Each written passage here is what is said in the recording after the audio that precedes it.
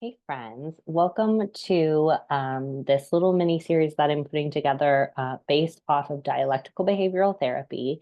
And I am using this amazing website, DBT.tools, which I did not make this website. So I am just pointing you to it as one of the best dialectical behavioral therapy resources that I've found. It covers everything really succinctly and clearly.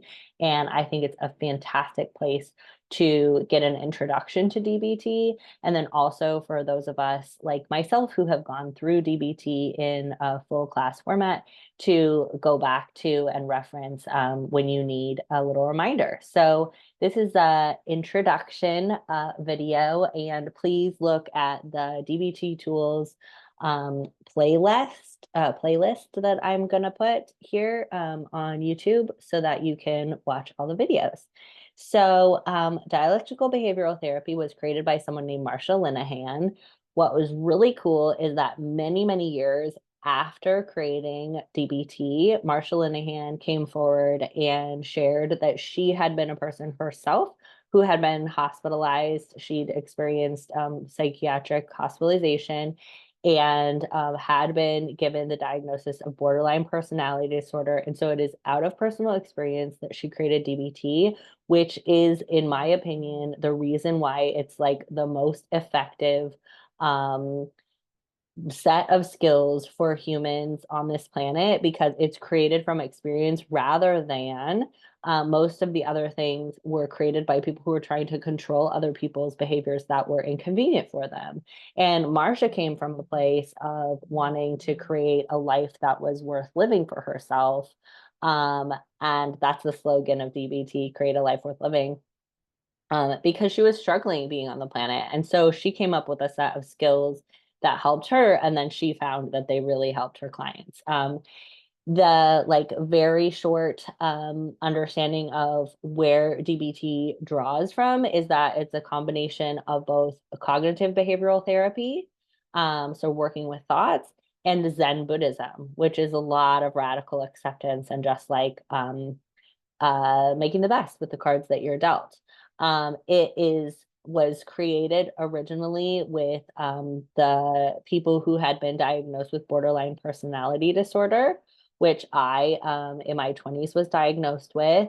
And I no longer fit the diagnostic criteria for BPD. I also am a person who feels that the BPD characteristics are just manifestations of someone who's grown up with a lot of trauma and neglect, and someone who grew up not even with those big words on it, like with a family who didn't know how to teach them the skills that would help them to navigate the world.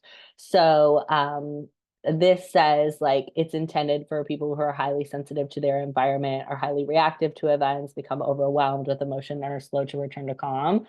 And their childhood may have been invalidating or chaotic.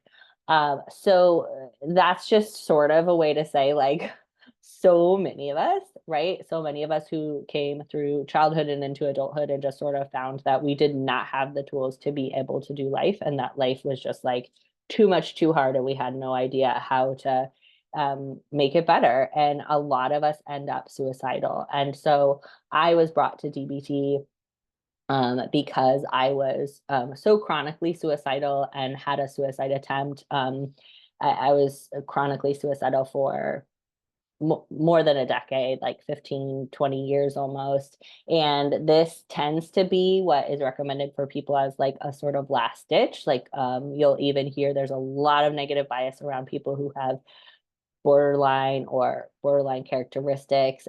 Therapists will even refuse to work with you. You know, people recommend family members to just like cut off all ties. But I'm here to tell you that I love the last line here: clients cannot fail in DBT because we learn skills to improve our lives. And they are, is not talk therapy. It is not like rehashing your childhood. It is just learning how to take care of yourself and be a person on the planet and to navigate invalidating relationships, inconsistent environments. And that is something that we can all benefit from. And I truly 2000% agree with this line. Clients cannot fail in DBT. Like there is no human who cannot improve their circumstances with the tools of DBT. It's miraculous. And yet it is like so simple, so straightforward. Anyone can grasp it. I really believe in it. And I'm so excited to create this opportunity to share it with you all. I'm going to go through this website.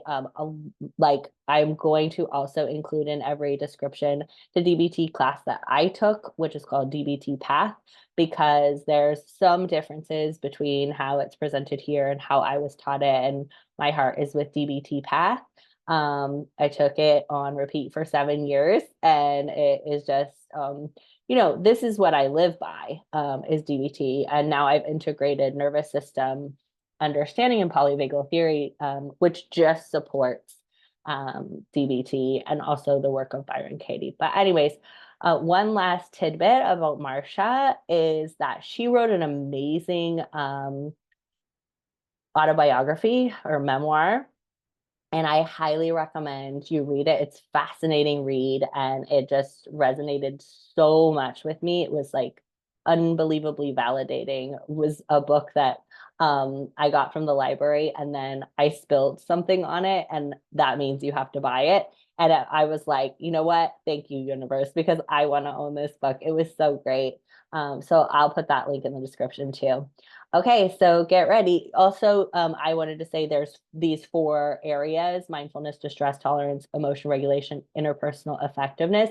Feel free to jump around. They're not like stair-steppy. You can learn any of them in any order. I love you. Bye. Oops, stop share, then end the meeting. Bye.